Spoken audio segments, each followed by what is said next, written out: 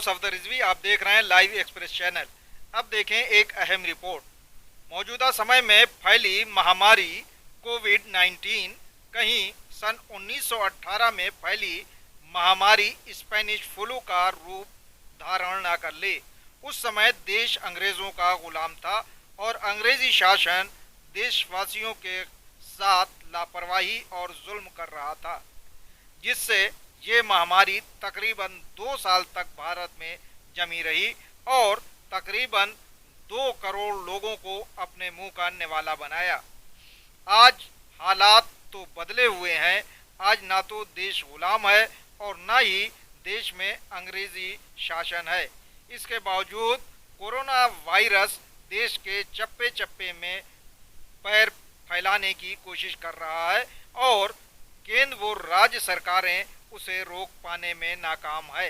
लगता है 1918 में अंग्रेजों ने जो लापरवाहियां बरती होंगी, इस समय मौजूदा सरकार उनसे 2 कदम आगे है। इसीलिए आज कोरोना वायरस के मामले तेजी से बढ़ रहे हैं और देशवासियों की समस्याएं व मुसीबतें भी बहुत तेजी से बढ़ रही हैं। सरकारें ना तो उन्हें खाना मुहैया करा पा रही हैं, ना ही उन्हें ये विश्वास दिला पा रही हैं कि मौजूदा केंद्र व राज्यों की सरकारें उनके हमदर्द हैं और उनके हित में कदम उठाएंगी। शायद इसीलिए लोगों को लग रहा है कि वे आज आज़ाद भारत में रहकर भी गुलामों जैसी जिंदगी जी रहे हैं। लोग सरकार की किसी बात पर भरोसा नहीं कर पा रहे हैं और सरकारों के फैसले के खिलाफ कदम उठा रहे हैं। अगर कोई पूछे कि खिलाफ कदम का क्या अर्थ, तो जान लें प्रधानमंत्री नरेंद्र मोदी चीख कर कह रहे हैं कि जो जहां है वहीं रहे, लेकिन उनकी इस बात को कोई नहीं मान रहा है। आज देश की सड़कों पर लोगों की भीड़ को देखा जा सकता है। यहाँ तक कि लोग भूखे प्यासे पैदल चलकर अपने घर गांव देहात की तरफ जा रहे हैं। सरकारों ने कहा कि उनके खाने का इंतजाम किया जाएगा, लेकिन ढेरों दिन देखने के बाद लोगों ने ये तय कर लिया कि सरकार झूठ बोल रही है। सरकारें रोटी चोर है, वो भूखों का पेट नहीं भर सकती। इसी तरह सरकार ने कहा कि सबको मुफ्त में स्पेशल ट्रेनों व बसों के जरिए उनके घर पहुंचाया जाएगा, लेकिन जब पैसा वसूला जाने लगा तो लोगों ने ये मान लिया कि इस सरकार का शासक झूठा है और राजनीति कर रहा है। इसी तरह सरकार ने कहा कि सबके इलाज के लिए अस्पताल तैयार हैं, लेकिन अस्पतालों के इलाज और अनियमितताओं की खबरें देखकर उन्हें ये फैसला लेना पड़ा कि सरकार झूठी है। खैर, हम बात कर रहे थे मौजूदा महामारी की कि कहीं ये महामारी 1918 जैसी महामारी का रूप धारण न कर ले। अगर ये बात कुछ दिनों पहले कही जाती तो शायद इसे सुनने के लिए कोई तैयार नहीं होता, लेकिन आज जिस तरह हालात बन रहे हैं, ऐसा लगता है कि सरकारों की लापरवाहियों के कारण मौजूदा महामारी अगले कुछ महीनों में कहर बरपा सकती है। देखें अखबारों की रिपोर्टें, क्योंकि आजकल न सिर्फ मरीजों की तादाद तेजी से बढ़ रही है, बल्कि मरने वालों की तादाद भी बढ़ रही है। सरकार हर मोर्चे पर उसी तरह नाकाम नजर आ रही है जैसे 1918 में अंग्रेजी शासक नाकाम थे।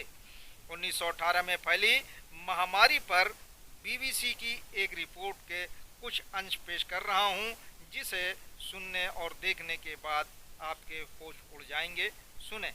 1918 में हिंदी के मशहूर कवि सूर्यकांत त्रिपाठी निराला 22 साल के रहे होंगे। उन्होंने अपनी आत्मकथा कुल्ली भाट में लिखा था, मैं दालमऊ में गंगा के तट पर खड़ा था। जहां तक नजर जाती थी गंगा के पानी में इंसानी लाशें ही लाशें दिखाई देती थीं। लोगों के दाह संस्कार के लिए लकड़ियां कम पड़ गई थीं। भारत को आजादी दिलाने वाले महात्मा गांधी भी लाखों लोगों की तरह इस जानलेवा बीमारी स्पेनिश फ्लू के शिकार हो गए थे। गांधी की पुत्रवधू गुलाब और पोते शांति की मौत भी इस बीमारी से हुई थी। इस महामारी ने करीब 1 करोड़ 80 लाख भारतीय लोगों की जान ले ली थी। मरने वालों की तादाद फिर से सुनिए। इस महामारी ने करीब 1 करोड़ 80 लाख भारतीय लोगों की जान ले ली थी। कहा यह भी जाता है कि मशहूर उपन्यासकार प्रेमचंद भी इस बीमारी से संक्रमित हुए थे। एक अनुमान है कि इस बीमारी से पूरी दुनिया में 10 से 20 करोड़ लोगों की मौत हुई थी। रेलगाड़ियों ने 1918 में स्पेनिश फ्लू को पूरे भारत में फैलाया था। भारत सरकार की तरफ से चलाई गई रेलगाड़ियां क्या गुल खिलाएंगी, ये तो आने वाले दिनों में ही पता चलेगा।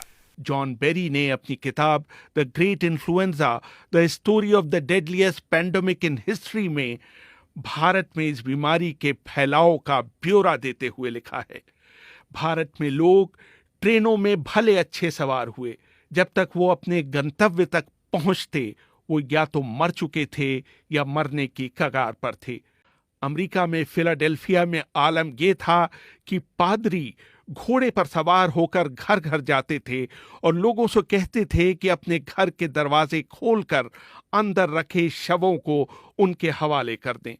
वो उस अंदाज में आवाजें लगाते थे जैसे आजकल कबाड़ी वाले घर घर जाकर पुकारते हैं। स्पेनिश फ्लू भी कभी कभी कान और मुंह से खून बहने लगता था। सुनिए, इस बीमारी का सबसे अधिक असर पीड़ित के फेफड़ों पर पड़ता था। उसको असहनीय खांसी हो जाती थी और उसकी नाक और कभी कभी कान और मुंह से खून बहने लगता था। पूरे शरीर में इतना दर्द होता था कि लगता था कि सारी हड्डियां टूट जाएंगी। मरीज की खाल का रंग पहले नीला, फिर बैंगनी और अंत में काला हो जाता था।